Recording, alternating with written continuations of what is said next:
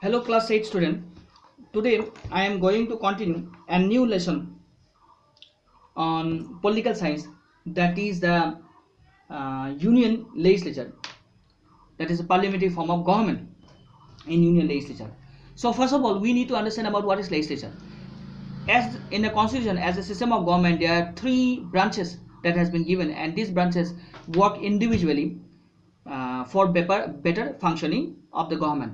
That is the legislature, that is the another one is the executive, and the third one is the judiciary. So the legislature makes the government, makes the law, the executive execute the law, and the judiciary take care of the law. Whenever any law is being violated, then the judiciary is responsible for giving punishment, awarding punishment to those entity or to those people who are violating the law. In this way, the decorum, the maintenance of the government is going on, and the government used to run the government. Also, the legislature make the laws for proper functioning of the government. It is the instruction of the government given to the government through this legislature. But whenever a law is enacted, it is not directly enacted. It is enacted in a form of bill. The bill is passed. As the bill is passed, it goes to the executive. As when the executive sign the documents, that is the president of India, and it becomes the law. So, parliamentary form of government is a type of government which is based on universal adult franchise of the people. Universal adult franchise. Do you know what is universal adult franchise? Adult means the person who is above 18 years of age, and he is entitled to cast vote for electing the government, for electing the representative who will form the government. And irrespective of caste, creed, language, religion, whatever it is, irrespective, no discrimination is done. So this is universal adult franchise. Okay, the person, whether is a female, whether is a male, whether is a Hindu or whether is a Muslim, there is no regard in Indian constitution. There is no regard in Indian system. Only if he or she is 18 years of age, he can cast the vote.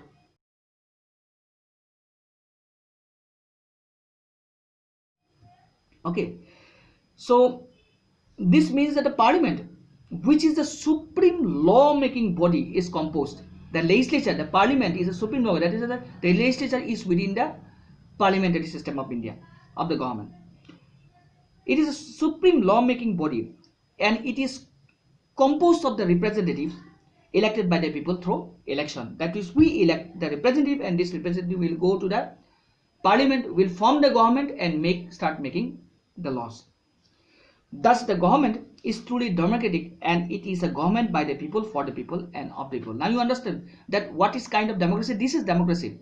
We will elect the government, elect the representative will go to the center, will form the government, and that government will enact the laws. Whenever that laws is going against the interest of the people, interest of us, then in the next time we will not vote that person. We will choose another party, select another vote. So this is democracy. In the Indian parliamentary form of government, the parliament is supreme, and the executive is accountable to the legislature. Always remember, the executive is always accountable to the legislature. The legislature will make a perfect law system, and the executive will execute the law. Okay, so the president is the head of the executive. President, remember, is the head of the executive. He is also the head of the country. But all the executive powers are actually exercised by the Council of Ministers. Wherever he is the head of the executive, but the Council of Ministers, the group of ministers to whom we are sending after representing, after voting, after electing, okay, with the Prime Minister at its head. The Prime Minister and his Council of Ministers are members of the Parliament. Okay. So why we need to adopt a parliamentary democracy? It is based upon the Constitution of India. When the Constitution of India was framed at that time, just after the independence, okay, it is, the answer is mentioned here, why we have adopted the parliamentary form of government. The framer of our constitution chose the parliamentary form of government because of the following reason. First of all, our leaders were familiar with the working of the parliamentary system in Britain, in England, at that time during the independence. They wanted a similar system of independence for India because the parliamentary system of England was perfect. Okay. Since the parliament is composed of people's representative, it ensures the success of democracy. When the people represent the government, always the government is successful. Okay. One that is accountable to people, that government is accountable to people. When the government make any mistake in the near future, in the next election, the government will not be able to run the administration, and the government will form. Newly independent Indians need a responsible government. And again, the framer of our constitution also realized that in a parliamentary form of government, the legislature would always act as a check on the executive, and thus there was no chance of emerging of a dictator. Whatever, an executive would make his own law and sign it of his own accord and will give it to the people, enforce to the people. What will happen? So that is the thing. If the executive would become dictators, to save from that clutches, this system is given, legislative system is given, parliamentary form. The law will be enacted by the people itself, and the executor will be executed. The executor will not be able to enact the laws. So it is because of this we can say that whether the executive, though the executive is the head of the president is the head of the executive, but all the executive power are actually exercised in the council of ministers, the group of ministers. So this is the strength of the parliamentary form of government. Now, in parliaments, what are the features? What are the required features, essential features of the parliamentary? Always remember, the parliament is the voice of the people. It is the people who elect the representative and send to the parliament to form the government. So when a representative is saying something, okay, speaks something, it is the word of the people. It is the authority that makes new laws and modifies or abolished old laws. The parliament has two houses, the Lok Sabha and the Rajya Sabha. The Lok Sabha, the lower house of the parliament, is called the Lok Sabha. It is also known as the house of the people. Always remember, Lok Sabha, people, Lok means people, and it is a lower house. Okay. Here it depends on the number of seats available in all part of India, and this is 552. Remember, the maximum number of seats in Lok Sabha is 552. Okay. 530 members are elected directly by the people of different states, and 20 members are elected by the union territories.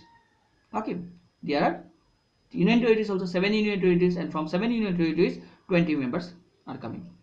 The president can nominate 2 members from the Anglo-Indian community. Anglo-Indian community means English and Indian, if they are not adequately represented.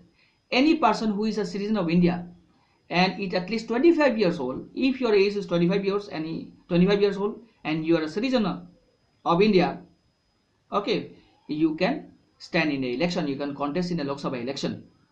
If you win, you will become the members of the Lok Sabha. The person should not be mentally unsound. That means you not to be become a pagla. Unsound. Unsound means becoming mad. You not be a mad. Your brain must be good enough, healthy.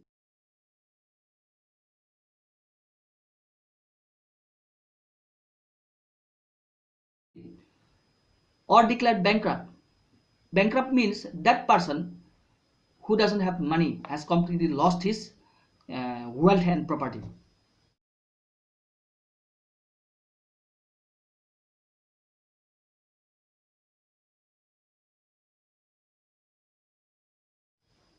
He must also not hold any office of profit. Also, if he is doing a job, okay, and he is getting salary from that job, he have to resign from that job just before standing in the election.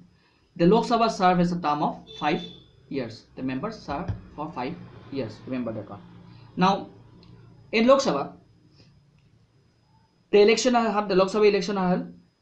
Okay, and for the purpose, the country is divided into constituency. In Darang district, we have 3 constituency. The first one is Sipazar, second one is Mangalde, and the third one is Dalgaon. As you are staying in Kharpetia, you belongs to the Dalgaon constituency. The number of constituency corresponding to the number of seats in the Lok Sabha. That is the thing. How many constituencies are there? The number of seats are there. You see, as I have already mentioned, 552 seats are there. 20 seats, excluding 20 seats from union territories. How much remain? 532 seats. That means there are 532 constituencies all over the country of India. So as the constituencies are created on the basis of population, the more populous states have more seats. When the population is more in a particular district, there are more seats according to the population. Okay, you have already read that after election, the party that wins the majority seat, the party which wins the election, the majority seat, will form the government. But sometimes what happens, no single government get the majority seat. Okay, no single government majority seat. That means in 100%, BJP got 20, Congress got 30, ACP got 40. Okay, ACP got the highest, that ACP formed the government. But when BJP and Congress come together, the BJP Congress will become 50 total. So this is coalition government or alliance government. They come together forming an alliance government.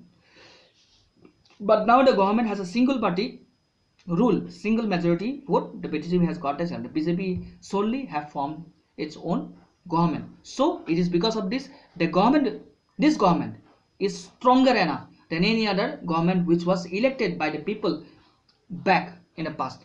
Basically, I am indicating to the Congress party. Again, a speaker and a deputy speaker are also elected to preside over the parliamentary session. All resolution and bills have to be moved with the speaker's voice. As I saw that whenever the law is to be passed, that law before the executive sign, it is called as bill. So the resolution and the bill has to be passed, okay, through the speaker's permission. Among the council of ministers in the Lok Sabha, okay, there is a person who is headed the election, who is heading the meeting of the parliament, and when the session is being headed, that person is called as a speaker, and that bill has to be passed through the speaker, and the speaker will represent to the executive for signing of the document. So this is the function of the parliamentary system of the government, that is Lok Sabha. And you know that there are two types of houses, two houses in the parliamentary system, that is Lok Sabha and the Rajya Sabha. In the next video discussion, we will discuss about the Rajya Sabha. Till then, if you have not understood about the Lok Sabha election or whatever it is, essential features of the parliament, you see the video and you see your textbook also. From that textbook, what you have not understood, you can ask me. Okay, I will give the gap to the next video, and before the next video is coming, you need to ask me the question to clarify this part. Otherwise, whenever I proceed to the next video, you will not understand because this part of the video is not clear to you. So for the time being, thank you for watching and listening to my discussion.